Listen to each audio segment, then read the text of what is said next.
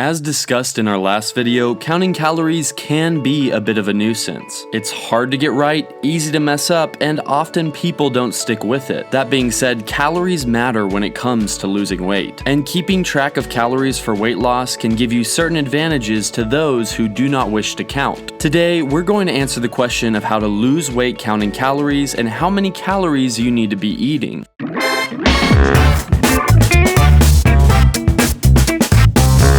First, let's talk about the advantages of this model. Number one, you can be a little looser on your diet. By knowing the exact quantity of food you're eating every day, it makes it easier to fit in treats and rewards into your diet. Knowing you have an extra 500 calories at the end of the day can allow you to squeeze in some dark chocolate guilt-free or whatever you're into. Number two, counting calories gets you accustomed to proper portion sizes. Most people have no clue how many calories are in the meals they eat. By tracking, you start to understand why it's so easy to overeat processed foods, trans fats, and sugars. Number three, technology is making it easier. Apps on your phone like MyFitnessPal make tracking your calorie intake much simpler. The data on these apps is not always perfect as it is user submitted, but it's definitely a great place to start. It should be said that as our technology continues to advance, our ability to track our calories will advance with it. In the near future, there will likely be scanners on your phone where you will be able to quickly estimate the calories in each food you eat and store that data. So now let's move on to getting the number of calories you should be eating in order to lose weight. In order to get the right number of calories for weight loss, you need to calculate your BMR, or basal metabolic rate, adjust for activity, and then put yourself in a calorie deficit. I could teach you how to do this by hand, but that seems kind of silly since there are already two trusted calculators you can use online. The first one is by Andy Morgan at rippedbody.com. The second one is by authoritynutrition.com. Both will be linked in the description below. You can also use this shorthand model. The truth is that trying to get your exact numbers, even using online calculators, is like trying to shoot an apple off a tree while blindfolded. You can guess at it and get pretty close, but it would be incredibly lucky if you got your number exactly right. That's why you can feel confident using this shorthand method to get close enough and then adjust your calories based on how you feel. Simply multiply 10 to 11 times your goal body weight for your weight loss calories. So if you want to weigh 130 pounds, you would eat 1,300 to 1,430 calories per day for steady and consistent weight loss. Here are some other tips for how to count calories to lose weight.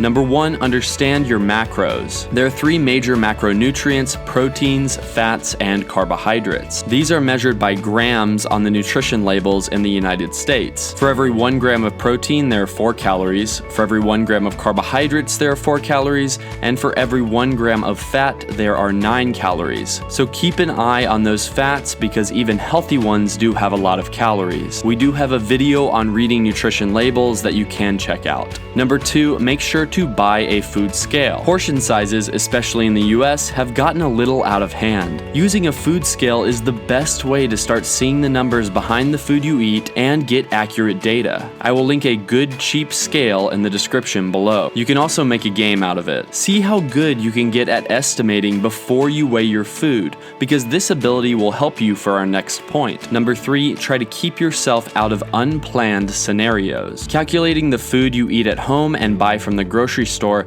is immensely easier than tracking the food you eat at a restaurant, especially when you learn that the secret to how every fancy restaurant makes their food taste amazing is by using copious amounts of butter. Plan to eat at home for a while and use your scale until you get the hang of things. Number four, listen to your body. Especially if doing the shorthand approach, pay attention to how you feel. If you're going to bed famished every night and this is leading you to overeat, consider upping your calorie intake for a bit. It's what works for you that matters, not what the numbers on the internet say. Before you go, if you wouldn't mind leaving a like or a short comment on the video, we'd really appreciate it. Every comment and like we get helps our small channel grow. And rumor has it, for every new subscriber we get, a little baby giraffe is born. So please subscribe to The Health Nerd for healthy tips and tricks backed by science. If weight loss is something you're interested in, you can also check out our online e-course, The Science of Fast Weight Loss, by clicking the link in the description or comments section. It's It's both a fast fat loss program that I created and an e-course designed to help you get quick results with science and get your learn on about fat loss. It covers both counting calories for weight loss and how to not count calories for weight loss in depth, and so much more. Cheers.